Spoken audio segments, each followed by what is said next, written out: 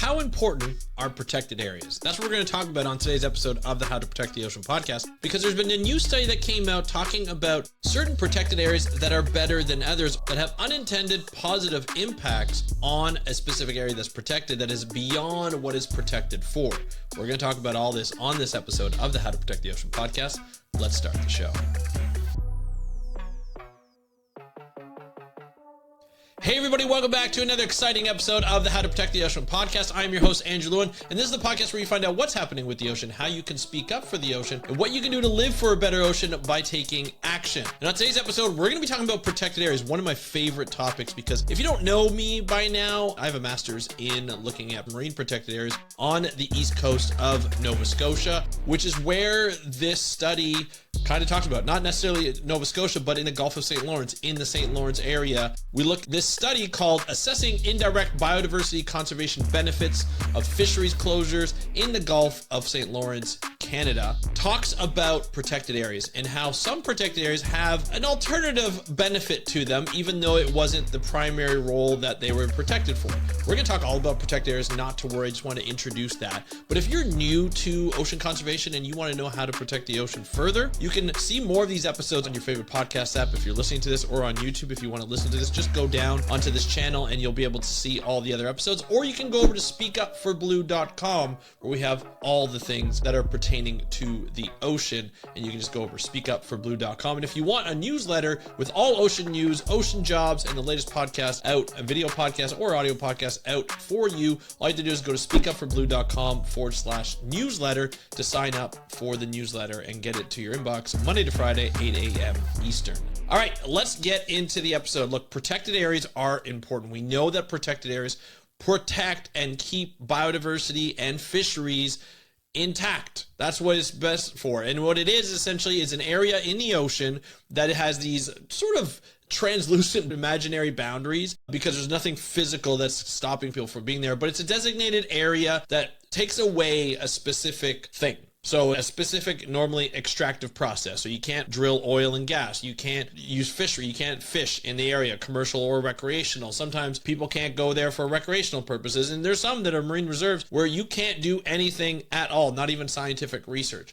There are marine protected areas all over the world, and there are different definitions on specific protected areas. The ones that we're going to be talking about today are called Other Effective Area-Based Conservation Measures, also known as OECMs. Look, scientists, we love our acronyms. So this one is OECMs. You're going to know it as an other protected area. It's an effective area-based conservation measure. Okay, but we have also marine protected areas, MPAs. And the biggest difference between those is OECMs are areas that achieve conservation outcomes as a byproduct of other management objectives. So if the original management objective was fisheries closures, well then biodiversity is protected because of those fisheries closures. And we're going to talk about that on today's episode, because that's the subject really that we're talking about. MPAs are legally designated to protect marine biodiversity and ecosystems as a primary goal. So right off the bat, that's what they're doing, okay? The main purpose of an OECM is not necessarily to establish for conservation, but provide incidental biodiversity protection. So they could be a fisheries closure, or it could be an indigenous managed area, okay? Or it could just be something that's culturally significant, like a boat that sank a while ago and is historically important to people.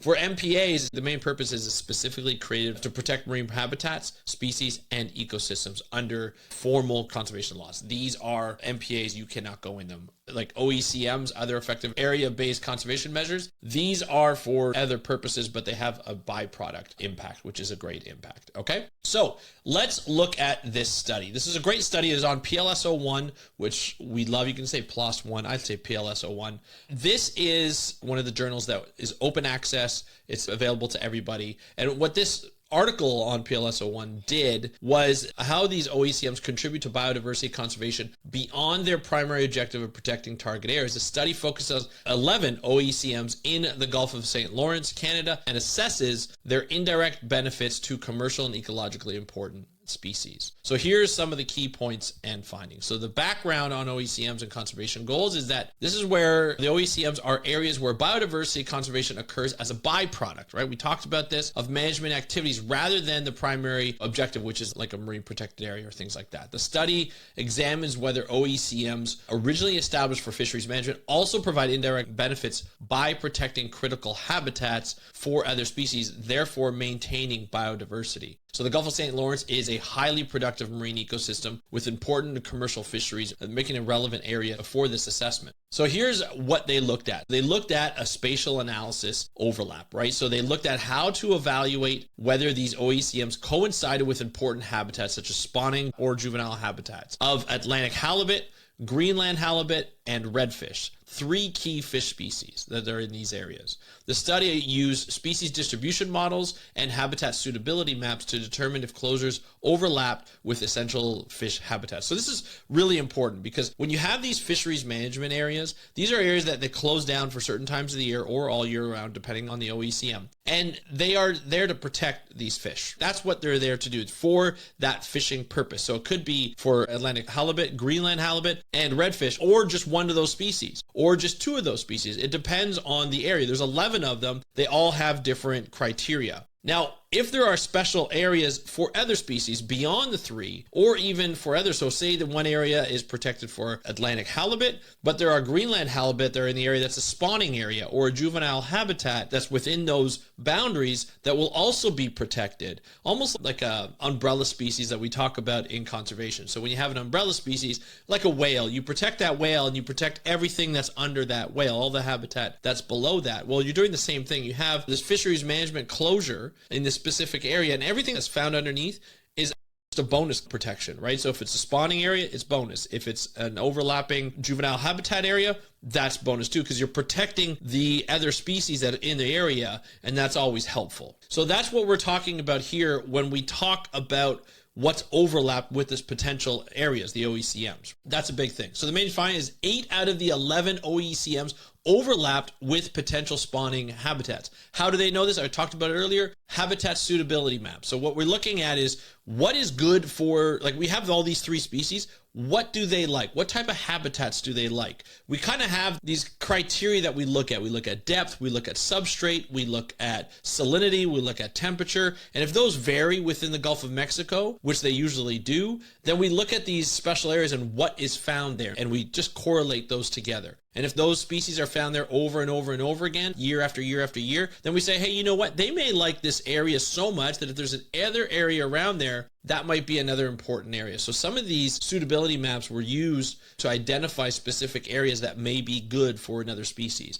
And that's how these suitability maps are used, okay? So the findings suggest that despite their original purpose, which is protecting certain species like snow crab, so not even Atlantic halibut, Greenland halibut, or redfish, the OECMs may have unintended conservation benefits for other marine species. The study highlights the value of integrating fisheries management with conservation objectives, demonstrating that a well-placed fisheries closure can contribute to a broader biodiversity protection.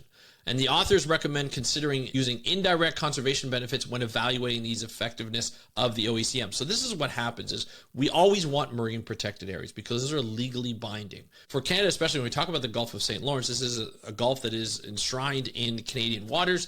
And so we want to make sure that we protect these. So marine protected areas are probably your benefit. But then you have OECMs, these other protected areas that have unintended impacts, like positive impacts on other species. They may not be completely legally binding, but they're important. Because if you protect them from fisheries, you're probably protecting whatever habitat that's under there, whether it's a spawning habitat or something else. So having these in your conservation strategy might be best. You may not be able to get an MPA status, but you could get an OECM status and then protect everything that's underneath that, which may even say, hey, you know what? We should make these OECMs even bigger because we can include more habitats that we didn't know that were there beforehand. So when you go into these OECMs, you're like, this is a fisheries closure. What else can we protect under here? How can we design these boundaries that will actually protect everything? And when you protect biodiversity, it's really important because biodiversity means stability of the ocean in that particular area. If you don't have high biodiversity, you don't have great stability. And that can change a system. That can flip a system into something that's different, that can affect fisheries, that can affect tourism, that can affect just the overall health of the ocean and the quality of the ocean. So for instance, if you think of a coral reef, if you lose a lot of algae eating fish that keep algae off the corals, then you can lose a lot of those corals based on algae growth and increased sunlight, increased sea surface temperature.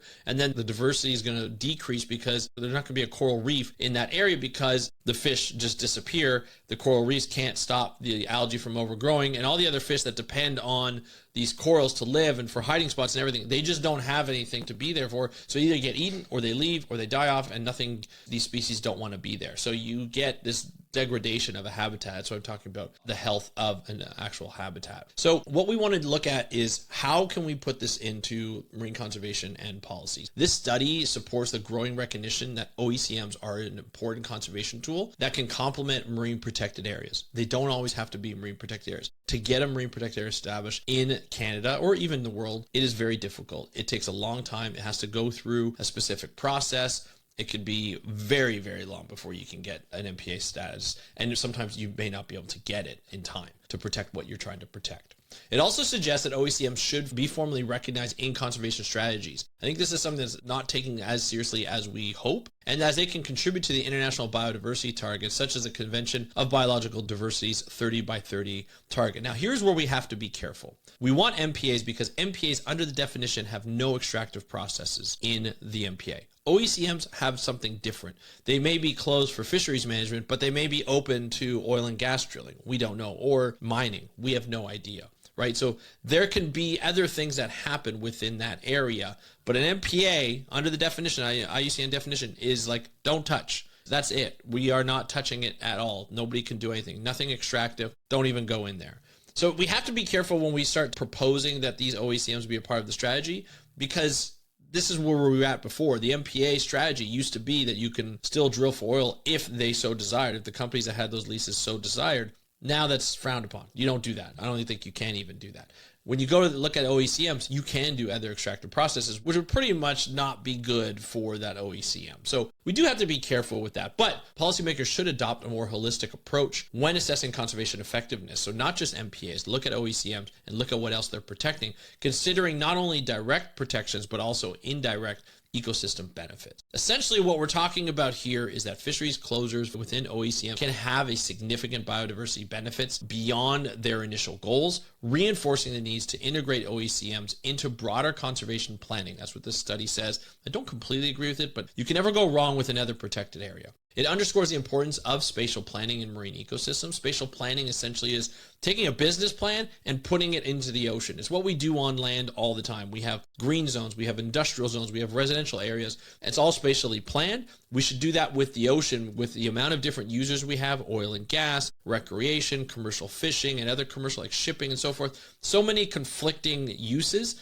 that we need to plan that all out to make sure that certain areas are designated for certain things. That's what we want to do. It's basically that kind of plan. So it underscores the importance of spatial planning in marine ecosystems and the need for adaptive management approaches that can recognize the multiple benefits of area-based protections. Adaptive management is the key to figuring out management now and in the future. Adaptive management is essentially what it sounds like. You adapt to what happens in that area. If something changes, or the water quality changes, or the sea surface temperature changes, or something else happens, then you have to adapt to that, and you have to adapt your policies to match what's happening to effectively manage that area. So that's essentially what it is. It's just every year or every 5 years you look back and you say, what's changed, and do we need to change our policies in regards to that? That's essentially the episode. It's a pretty cool study. I really like what I read on there. I'll put the link in the show notes so you can get access to that. But if you have any questions or comments on this, I would love to hear from you. You can hit me up on Instagram, DM me at How to Protect the Ocean. That's at